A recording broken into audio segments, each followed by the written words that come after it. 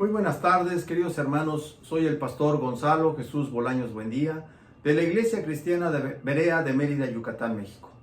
Desde estas hermosas tierras les mandamos un cordial saludo y los invito a que me acompañen a meditar la palabra de Dios con un tema que he titulado basura. ¿Así? Basura.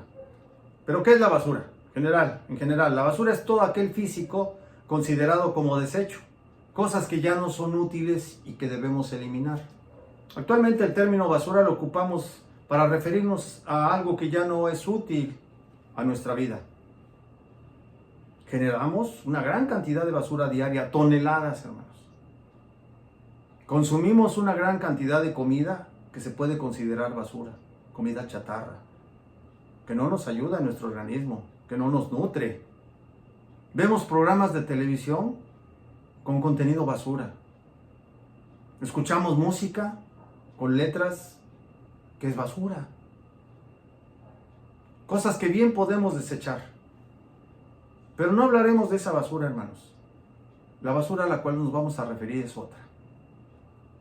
Así es que los invito a que me acompañen a la carta a los Filipenses, capítulo 3, versículos del 4 al 8.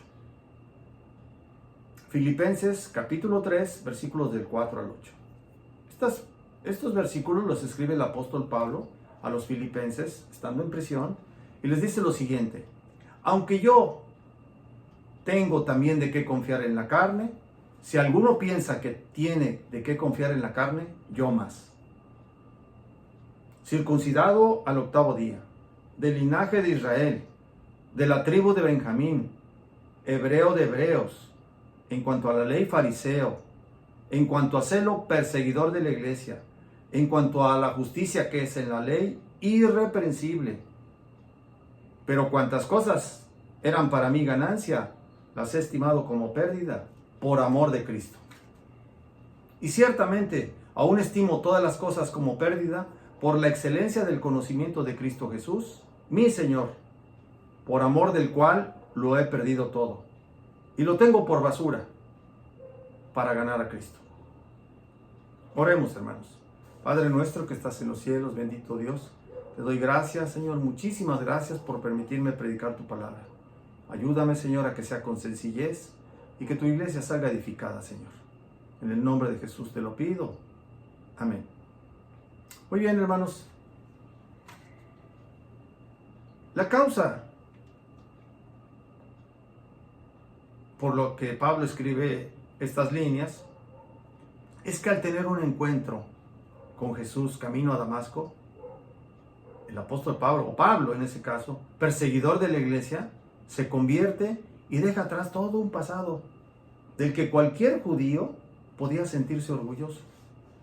El apóstol desde el inicio de su ministerio sufrió una serie de ataques personales, pero sobre todo de los de su nación, de los judíos, tanto así que procuraban matarlo, porque los judíos lo tenían por traidor, por blasfemo, por enemigo de la ley, lo menospreciaban. Así es que en su defensa les escribe: muy bien, ustedes son judíos, se jactan de la ley, bueno, pues yo les mostraré que no soy menos que ustedes. Debido a los constantes ataques, Pablo empieza su defensa declarando lo siguiente. Filipenses capítulo 3, versículo 4. Aunque yo tengo también de qué confiar en la carne, si alguno piensa que tiene de qué confiar en la carne, yo más. Y a continuación empieza a enumerar las características de su currículum, les muestra sus credenciales.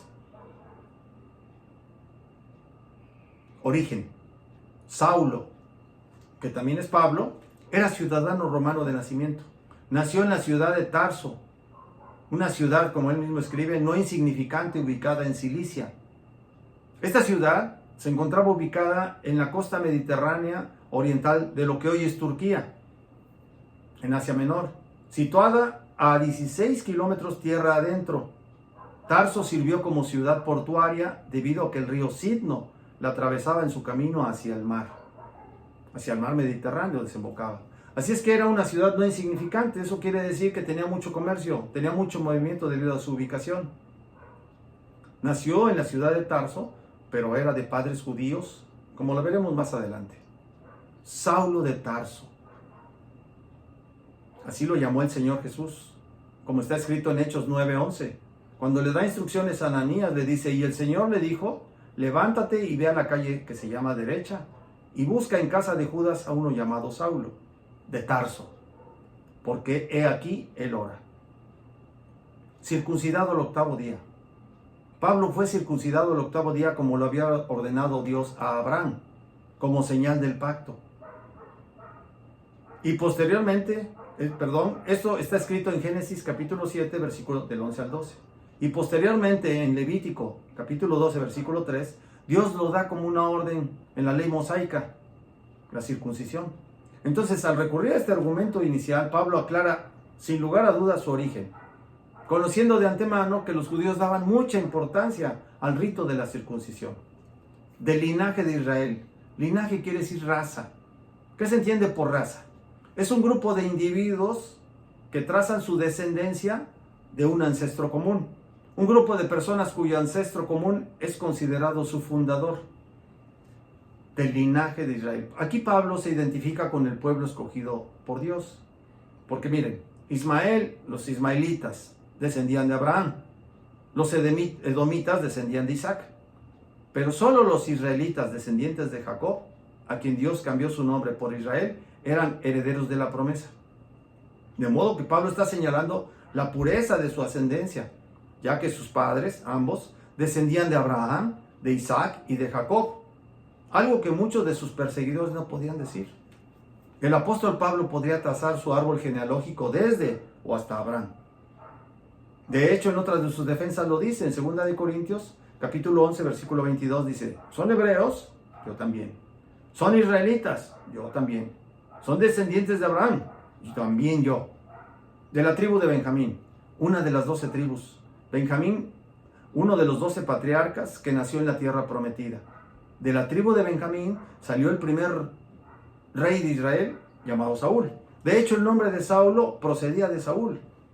La tribu de Benjamín, tribu de guerreros, ocupaba un puesto de honor en las guerras de Israel y tenía un grito de guerra que era, en pos de ti, Benjamín, como está escrito en Jueces 5:14. Otro dato de la tribu de Benjamín era que fue la única que permaneció fiel a la tribu de Judá cuando se dividió el reino. Así es que Pablo no era un judío cualquiera, hermanos.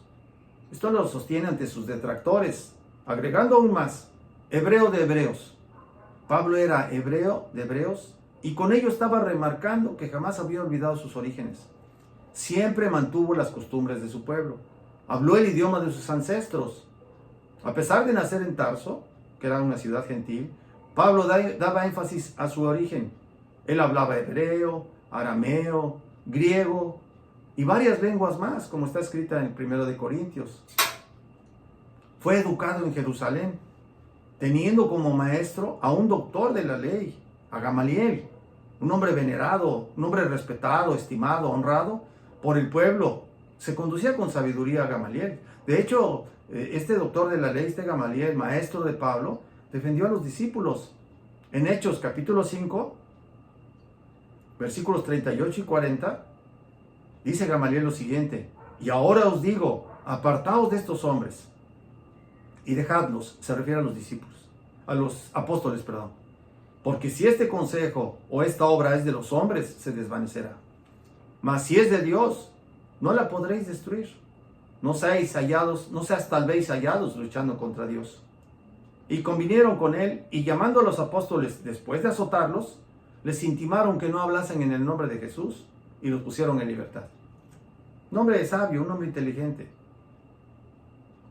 En cuanto a la ley fariseo, los fariseos, ¿quiénes eran los fariseos? Cuyo nombre significa separado. Era una secta religiosa. Se consideraban como las personas más espirituales de la nación. Ellos se apartaban de la vida, de las tareas corrientes, haciendo del estudio y observancia estricta de la ley su único objetivo. Así es que les estaba diciendo que había dedicado su vida a la más rigurosa observancia hasta los más mínimos detalles. Además de la ley de Moisés, los fariseos agregaron sus propias reglas, las cuales con el paso del tiempo llegaron a interpretarse a la par que la ley, que eran mandamientos de hombres, como lo dijo el Señor. Así es que Pablo, nadie mejor que él para saber qué era la religión judía. Él conocía sus más elevadas y minuciosas demandas. Lo sabía no solo en teoría, sino por experiencia propia.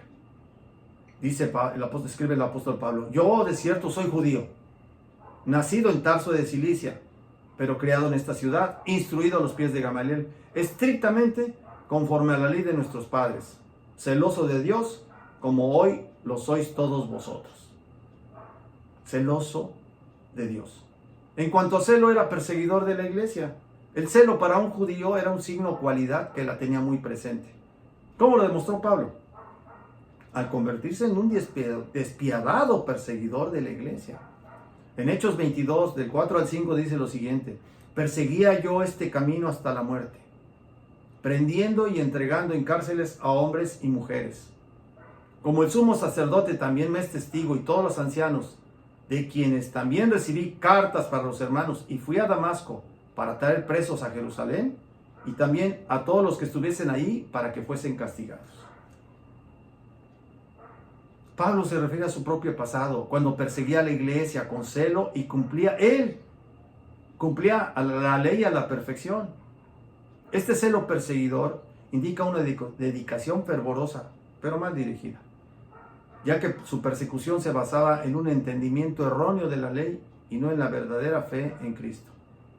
En cuanto a la justicia que es en la ley irreprensible, Pablo había demostrado a sus contemporáneos que había cumplido la ley de tal manera que nadie podía reprocharle nada, que nadie le podía decir algo por su comportamiento. En Gálatas capítulo 1, versículo 13 y 14 escribe lo siguiente: porque ya habéis oído acerca de mi conducta en otro tiempo, en el judaísmo, que perseguía sobremanera a la iglesia de Dios y la asolaba. Y en el judaísmo aventajaba a muchos de mis contemporáneos en mi nación, siendo mucho más celoso de las tradiciones de mis padres. Él asolaba la iglesia, hermanos. Disfrutaba esto. Él fue un perseguidor de la iglesia. Y en el judaísmo aventajaba a muchos de mis contemporáneos. O sea, era destacado. Tenía un buen maestro. Era sanguinario, porque él era sanguinario, ¿verdad? Pero además cumplía estrictamente la ley.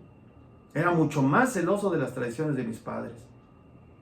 Pablo con estos versículos hace una retrospectiva de su pasado para demostrarle a los judíos que confiaban en la carne que pocos lo iban a aventajar.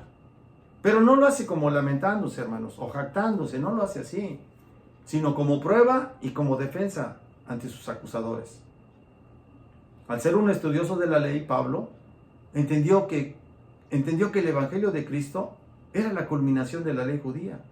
Conocía perfectamente el Antiguo Testamento, la ley y los profetas, y sabía que el Mesías, reconoció que el Mesías era Jesús, el Mesías esperado. Continúa el apóstol Pablo hablando: pero cuantas cosas eran para mí ganancia, o sea, todo lo que acaban de enumerar para mí eran ganancia, las he estimado, las considero como pérdida por amor de Cristo. En ese momento Pablo había hecho un intercambio. Había considerado ahora el amor de Cristo, la misericordia de Cristo, el llamado de Cristo. Él se convirtió de todo su corazón. Reconoció todo lo que había hecho mal. Se arrepintió y continuó adelante. Pablo era un hombre con una amplia cultura. Esa amplia cultura, él podía estar en cualquier lugar y podía disputar con cualquiera. De hecho, lo hizo con los estoicos, con los epicureos, con los gnósticos, con los griegos en Atenas, con reyes, podía estar con reyes, con magistrados. Pablo conocía perfectamente la ley romana, de hecho apeló a César, era un ciudadano romano, conocía sus derechos, conocía de las olimpiadas, de los juegos, allá se llamaban los juegos sísmicos en Corinto, y él puso como ejemplo a los atletas, puso como ejemplo a los soldados, conocía también de cuestiones militares. Él hablaba de la armadura de Dios, de cómo se vestía un soldado romano, perfectamente la describió e hizo una metáfora acerca de la armadura de Dios. Pero Pablo, al hacer un recuento de su vida, de sus logros, llega a la siguiente conclusión: pero cuántas cosas para mí eran ganancia. Se refiere a todo lo que hemos enumerado. Después de su encuentro con Jesús, ahora las considera poco valiosas. Dice, las estima como pérdida. Habían perdido valor, al conocer el amor de Cristo. Las he estimado como pérdida por amor de Cristo. Pablo había encontrado la perla de gran precio, hermanos. La perla de gran precio, Mateo 13, versículo 45 y 46 dice lo siguiente: también el reino de los cielos es semejante a un mercader que busca buenas perlas, que habiendo hallado una perla preciosa, fue y vendió todo lo que tenía y la compró. Hermanos, al meditar en este pasaje y ver que Pablo habla de sus credenciales, lo cual lo hacían un hombre destacado para los fariseos, ahora dice, todo esto lo pierdo, o sea, no me importa. Había ganado más, había encontrado esa gran perla, hermanos. Había nacido de nuevo, apreció la misericordia y el amor de Dios, de manera que cambió por completo su vida. Le escribe en 1 Timoteo, capítulo 1, versículo 14 y 16, le escribe a Timoteo la siguiente: pero la gracia de nuestro Señor Jesucristo fue más abundante con la fe y el amor que es en Cristo Jesús. Palabra fiel y digna de ser recibida por todos, que Cristo Jesús vino al mundo para salvar a los pecadores, de los cuales soy el primero. Reconocía su calidad de pecador, se había arrepentido de lo que había hecho, pero por esto fui recibido a misericordia. Él sabía que no se lo merecía. La misericordia es hacer algo por alguien que no lo merece, para que Jesucristo mostrase en mí el primero toda su clemencia, para ejemplo de los que habían de creer en Él para vida eterna. Y bueno, hermanos, al meditar en este pasaje empecé a hacerme algunas preguntas personales que vamos a compartirlas, hermanos. Pero también a su vez podemos meditar, o puede usted meditar, ¿qué hay de su pasado? ¿Qué hay de lo que fue usted antes de conocer a Cristo? ¿Realmente lo ha estimado o lo ha considerado como pérdida? ¿O seguimos aferrados a ellos? A esas cosas pasadas, a las cosas materiales. En lo personal, lamentablemente no. Hay ciertas cosas que aún las estimo y que les doy cierto valor. No que las tenga más arriba que el Señor, porque al Señor lo amo. Le agradezco su misericordia, porque después de vivir 55 años fuera de su voluntad, negando su existencia, el día que el Señor tiene misericordia de mí y me convierto, ese día cambió mi vida. Ese día empezó a tener sentido mi vida, refugiado en el alcohol, en el pecado, en el robo, en la mentira. Cambia la vida completamente, hermanos. ¿Cómo no agradecérselo?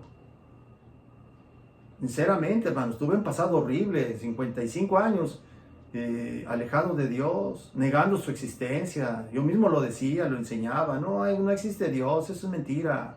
Es gente débil que cree en Dios. ¿Dónde está? Enséñamelo, muéstramelo. Lo negaba.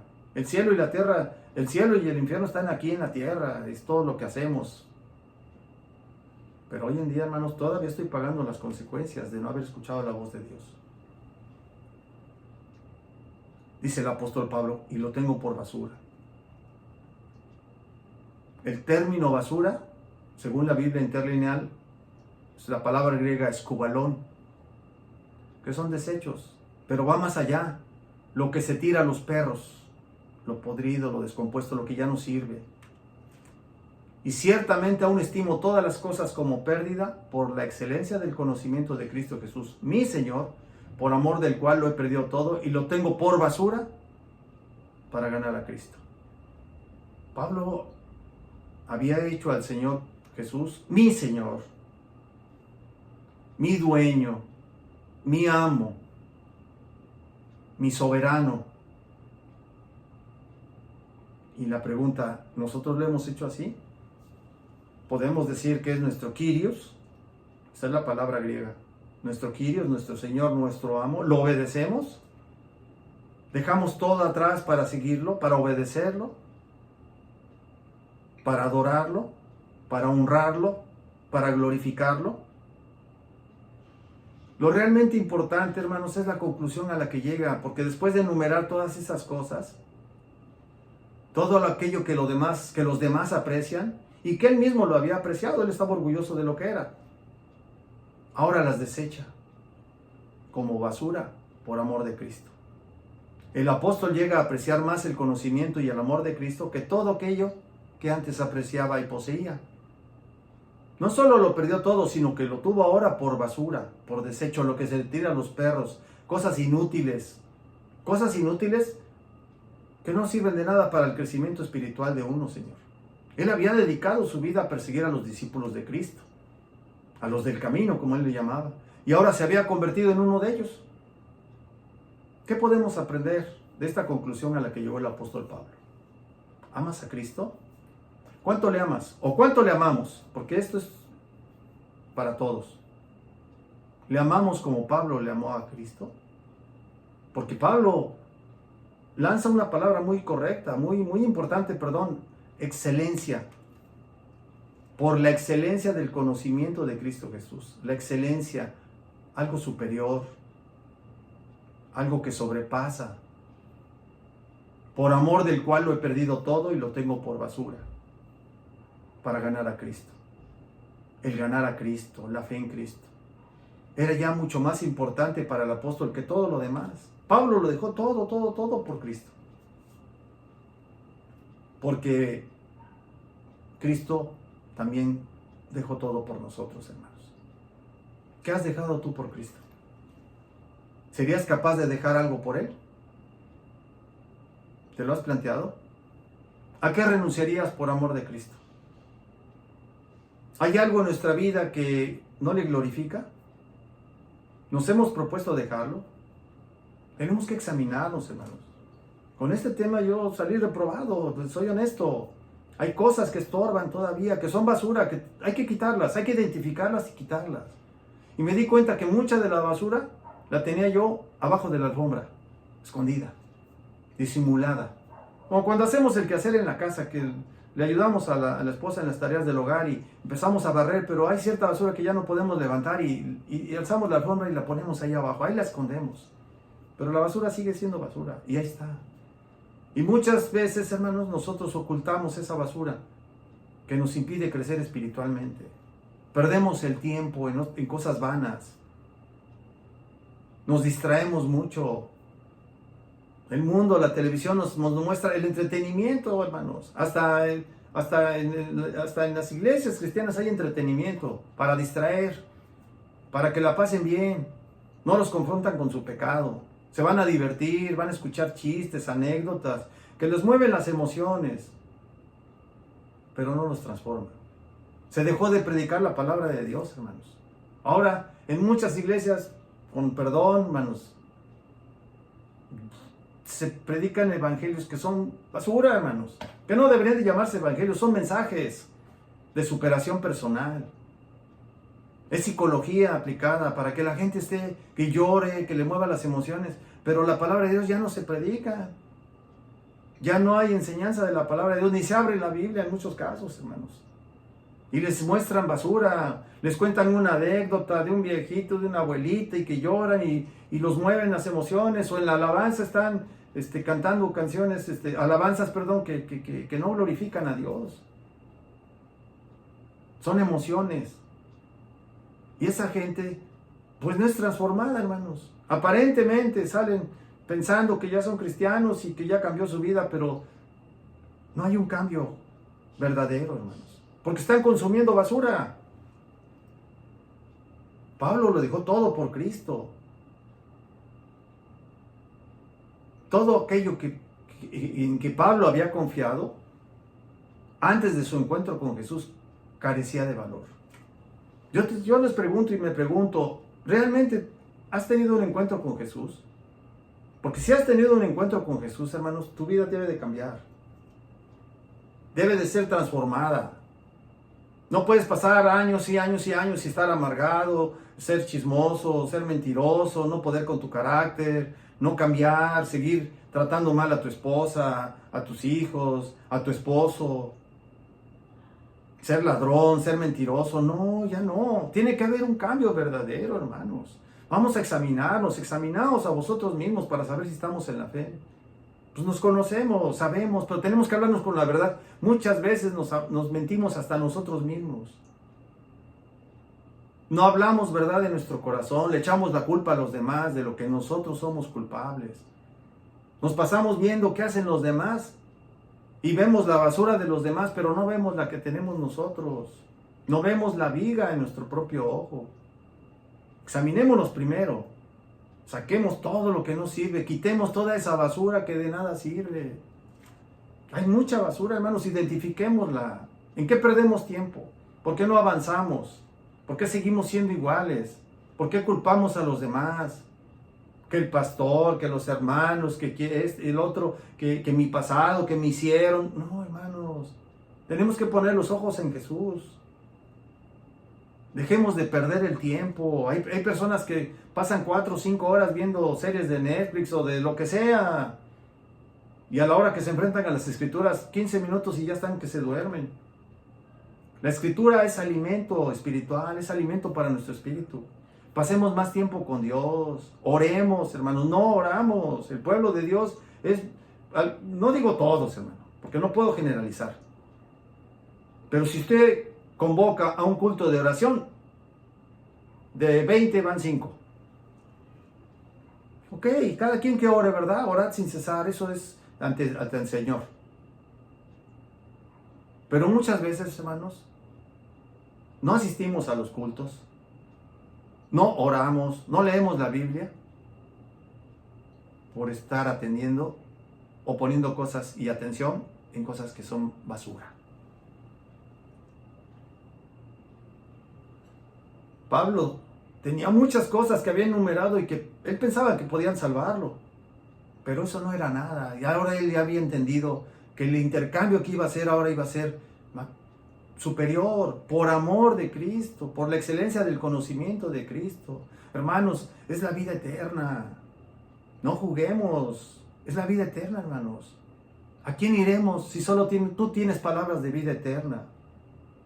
Ahora nuestra confianza debe de estar en Cristo, hermanos. ¿En qué confiamos? ¿Cuál es nuestra fe? ¿Cómo nos vamos a poder justificar delante de Dios? Pablo ya había dedicado su vida a seguir doctrinas fariseas. Ese era su objetivo. Lo había valorado. Ahora, ¿qué valoras tú más? ¿A qué dedicas más tiempo? ¿A las redes sociales? ¿De qué hablas con más frecuencia? Perdón. ¿En qué confías tú? ¿Cuál es tu fe? ¿Cómo crees que podás justificarte delante de Dios? ¿De qué hablas con más frecuencia? ¿A qué le das más importancia? ¿Qué es lo que más estimamos, hermanos? Familia, trabajo, amigos, deportes. Por amor de Cristo, Pablo lo dejó todo. Dejó de apreciar aquellas cosas que para él habían sido importantes hasta entonces. Y después dijo, para mí, Cristo vive en mí. Había hecho un intercambio.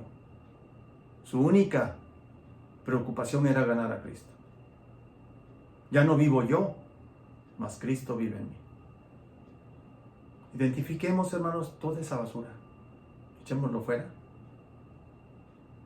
y avancemos en el reino. Este es el mensaje del día de hoy, hermanos. Oremos, hermanos. Padre nuestro que estás en los cielos, bendito Dios. Te doy gracias, Señor, por tu mensaje, Señor, en el cual he aprendido, Señor, que debo de identificar cuáles son las cosas, Señor, que no me sirven de nada.